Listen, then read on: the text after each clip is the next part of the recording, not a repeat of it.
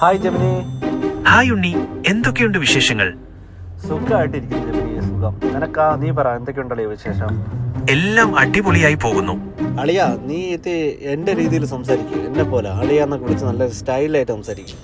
തീർച്ചയായും അളിയ, നമുക്ക് പൊളിക്കാം. എന്തായാലും നിങ്ങളുടെ ചാനലിന് എല്ലാവിധ ഭാവുകങ്ങളും നേരുന്നു. താങ്ക്സ് അളിയ. പിന്നെ അളിയന്റെ വീട്ടിൽ ആരൊക്കെ ഉണ്ട്? അളിയ, എന്റെ വീട്ടിൽ അമ്മയും അച്ഛനും പിന്നെ ഞാനുമുണ്ട്.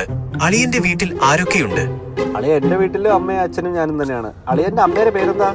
എന്റെ അമ്മയുടെ പേര് രമ. അളിയന്റെ വീട്ടില് എന്തൊക്കെ ഫുഡാ ഉണ്ടാക്കിയത് ഇന്ന്?